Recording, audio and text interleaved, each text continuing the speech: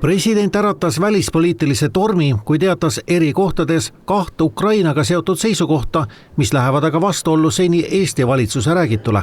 Esiteks on Eesti riigi seisukoht seni olnud, et agressoriga ehk Venemaaga diplomaatilist suhet ei edendata ning et territoriaalseid järeleandmisi Ukraina tegema ei pea.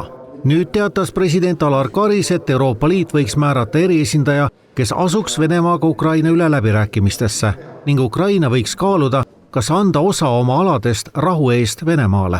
Valitsus ei ole rahul presidendi öelduga. Meie huvides on võimalikult ühtne, tugev Ukraina seljataguse kaitsmine ja Venemaa survestamise välispoliitika Euroopas. Sellest me oleme seisnud. Ma näen siin vastuolu tegelikult Eesti riigi välispoliitilise joonega, mis on kindlasti laiem kui valitsus üksi. See on parlament, see on tegelikult need samad põhimõttelised väärtused, mida Eesti riik on kehastanud. Ja ütleme, need väljaütlemised kindlasti ei ole õnnestunud, ma ütleks nii.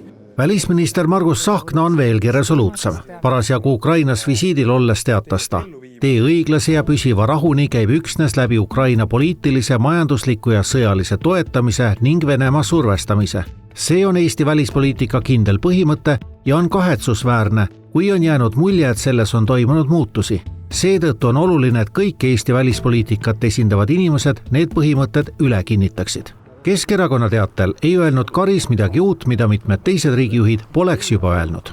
Mina näen seda, et alustati meediasõda ja kahjuks peab ikka ka paralleele tõmbama, et meil on presidendi valimise aasta ja mul on selline tunne, et praegusest olukorrast just nimelt kasutatakse nii seda juhtumit kui ka eelmist, mis on olnud otsene rünnak presidendi vastu just nimelt presidendi valimiste kontekstis.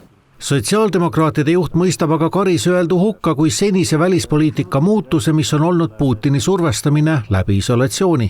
Taolised sõnumid on Putini jaoks märk Euroopa nõrkusest, mis vähendab omakorda Venemaa valmisolekut Ukraina jaoks vajalike kompromisside tegemisel. Olgem ausad, see murendab ka Eesti vankumatut julgeolekukuvandit. Läänemets näeb toimuvas välispoliitilist kaost, mille eest vastutavat peaminister. Kui sa raskel ajal, kus Kiievis või mujal Ukrainas inimesed otsivad elektrit, voolavat vett ja sooja, ütled, et ehk tuleks tükikesi ära anda või järgi anda, siis see kindlasti ju moraali ei tõsta ja seda seljatagust murendab. Seda kindlasti ei peaks tegema. Venemaa ametlik reaktsioon oli väheütlev. Venemaa välisministeeriumi esindaja Maria Zahharova tõdes, et midagi uut ei öeldud ja tegemist on ikka ringleva Euroopa ideega, et tahaks olla laua taga. Venemaa riiklik uudistagentuur rõhutas, et suhete taastamise kasulikkust on varem rõhutanud ka Prantsuse president Emmanuel Macron ja Itaalia peaminister Giorgia Meloni, kes toetavad samuti uue läbirääkija ametikoha loomist, kes võiks siis esindada Euroopa Liidu seisukohta Ukraina teemalistes aruteludes.